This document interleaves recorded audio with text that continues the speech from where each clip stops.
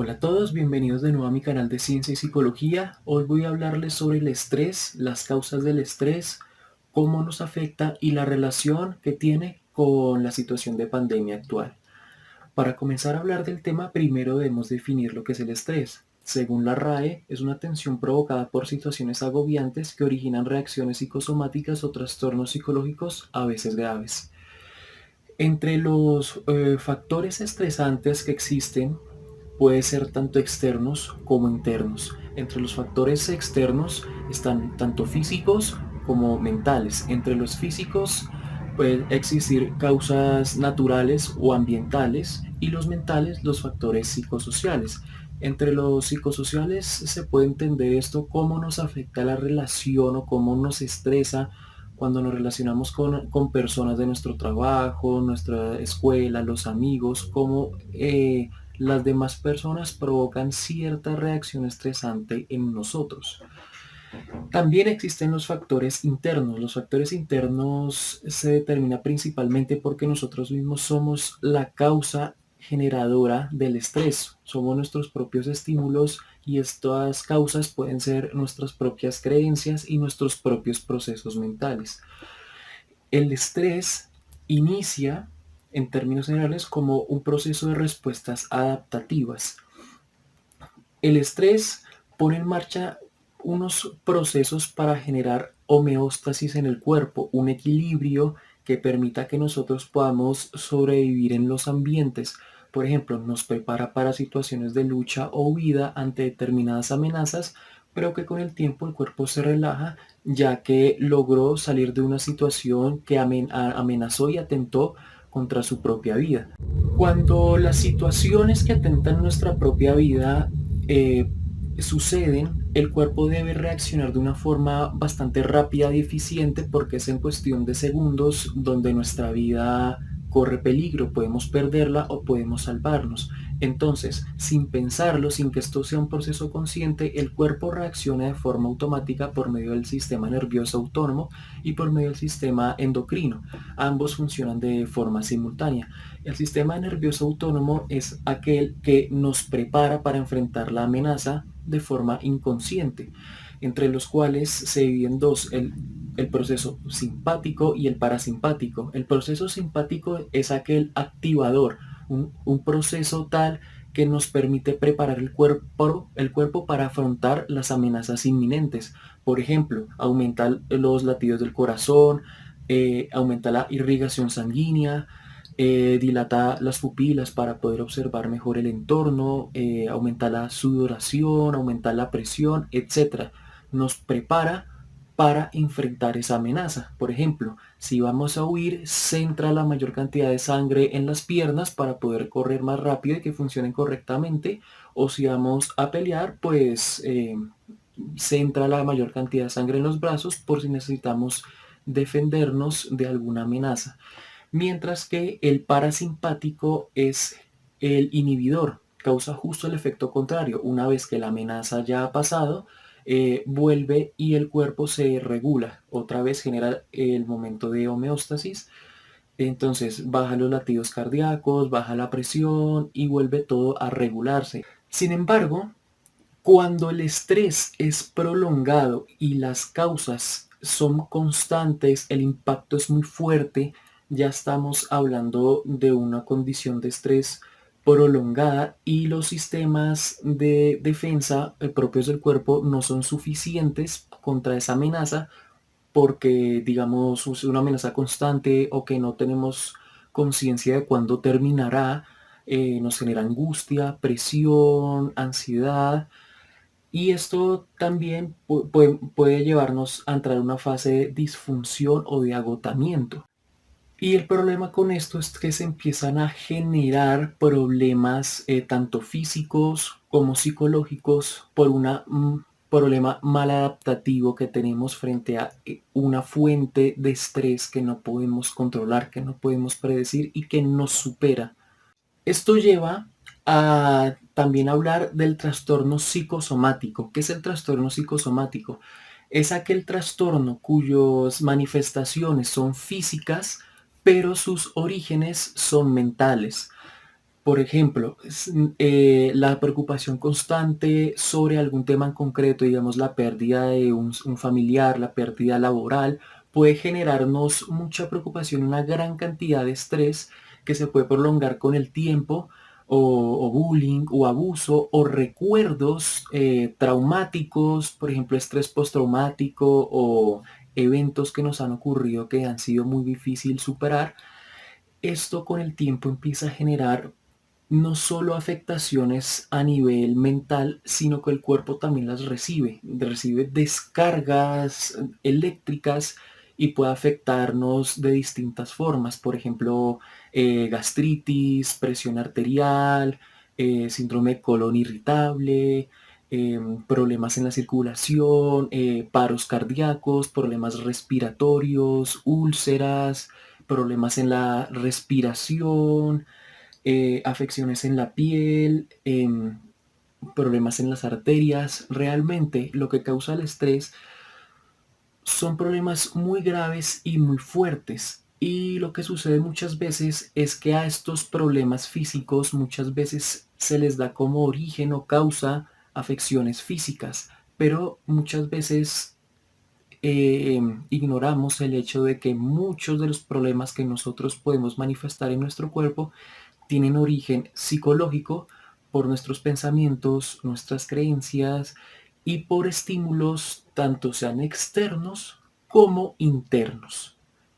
Con la situación del COVID es bastante preocupante porque es una amenaza constante. No tenemos control de ella, no sabemos cuándo terminará, debemos estar aislados, controlados, en una distancia prudente de una u otra persona, con el uso de tapabocas. No sabemos si estamos infectados porque algunas personas son asintomáticas y podemos infectar a otros. No reconocemos quiénes están infectados. El sistema de salud está lleno, entonces si nos enfermamos podemos pasar por situaciones difíciles o empeorar en clínicas o que no nos atiendan. Entonces todos estos eventos estresantes que son indefinidos, externos, atentan mucho contra nuestra salud, no solo física, no solo hablando del COVID, sino contra nuestra salud psicológica, contra nuestra salud mental. ¿Por qué? Porque muchas de estos factores externos terminan también convirtiéndose en factores internos sobre nuestras propias creencias, sobre lo que nosotros pensamos del COVID. Nos genera miedo, angustia, pavor, estrés, ansiedad, de que en cualquier momento que salgamos a la calle pudiéramos adquirir el virus y no saberlo, comenzar a sentirnos mal, o si en algún momento ya nos contagiamos, temer a contagiar a otras personas o temer la propia muerte. Entonces, ¿qué es lo que sucede? Que aquí tenemos ambos factores, internos y externos, tanto en ambientes naturales como psicosociales, como de creencias.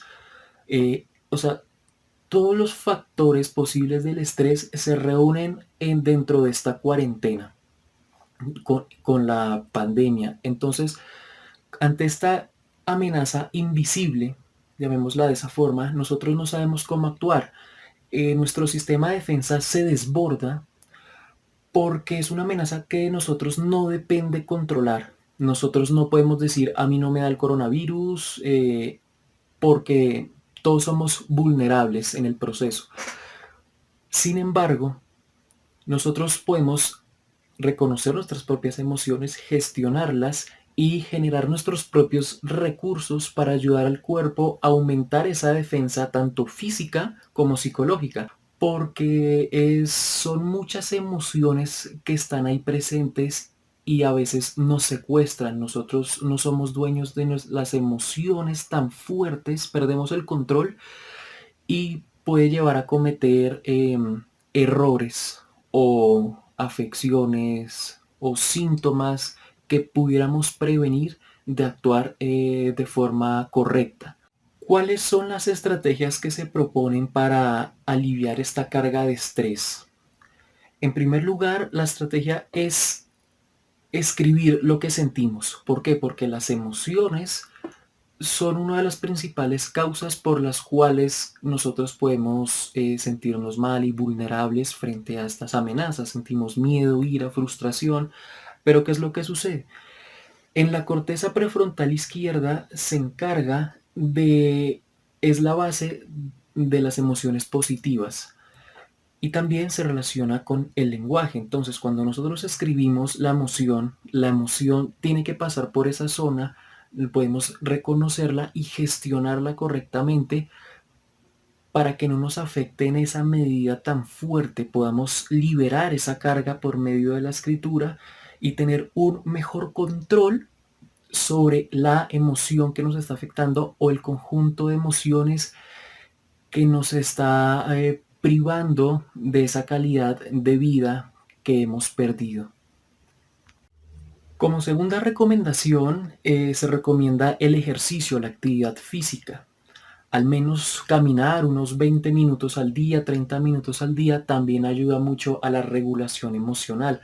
¿Por qué? Porque se generan neurotransmisores como la oxitocina, la beta-endorfina, que lo que se encargan es de desconectar un núcleo cerebral que se llama la amígdala y el hipotálamo, los cuales son las bases de las reacciones de ira. ¿Por qué? Porque nosotros a veces podemos perder el control frente a situaciones estresantes. La actividad física ha demostrado que se puede disminuir esta ira, este descontrol y poder gestionar mucho mejor. También en otro estudio se ha demostrado que el deporte alivia la depresión. A veces nos sentimos deprimidos, desesperanzados porque la situación nos desborda y no tenemos los recursos suficientes para enfrentarlo. Y eso nos puede generar depresión, tristeza. En un estudio que estará en la descripción, se tomaron tres grupos de personas. Un grupo que tomaba antidepresivos para su depresión, un grupo que tomaba antidepresivos y hacía deporte y un tercer grupo que no tomaba antidepresivos y hacía deporte. ¿Qué es lo que sucedió? Que en el grupo que solo tomaban antidepresivos, cerca de la mitad de ellos tuvieron buenos resultados. Sin embargo, hubo un incremento interesante en las personas que hacían deporte y tomaban antidepresivos, pero cerca del 80% de las personas que no tomaban antidepresivos y hacían deporte se curaron. Bueno, podían controlar mucho mejor esa depresión, podían gestionar sus propias emociones y tener un estilo de vida saludable, mejoraron en su calidad de vida y eso demuestra que el deporte, un proceso natural, funciona mucho mejor que los antidepresivos. También el deporte ayuda para disminuir la ansiedad que nos genera no saber qué sucederá, esa preocupación, esa angustia, porque también en otro estudio se, se demostró que personas que hacían deporte de forma regular disminuían esa carga. Entonces, estas dos formas, estas dos alternativas se pueden aplicar de manera muy sencilla para sentirnos mucho mejor con nosotros mismos, con nuestro entorno, comprender nuestras emociones, identificarlas, regularlas, gestionarlas y superarnos a nosotros mismos. Nosotros no podemos permitir que este virus acabe con nuestra salud mental, nos desequilibre emocionalmente. No podemos dejarnos abatir por circunstancias que no conocemos. Nosotros no estamos solos, nosotros también tenemos familiares, amigos, somos una sociedad en la cual nos apoyamos todos. Entonces, esto es una invitación para poder relajarnos, tranquilizarnos y sentir que nosotros estamos en control de nosotros mismos. Cambiar las situaciones que podemos controlar y no angustiarnos por las que no podemos controlar, que vienen a ser las externas, las circunstancias externas, el COVID, no se sabe cuánto tiempo va a existir, personas que no cumplen con los protocolos de bioseguridad van a seguir estando, también pérdida laboral, angustia familiar, etcétera. Pero nosotros podemos controlarnos a nosotros mismos, podemos regular nuestras propias emociones y ser mejores cada día para ayudarnos a nosotros mismos y ayudar a los demás en sus propios procesos de regulación y control emocional.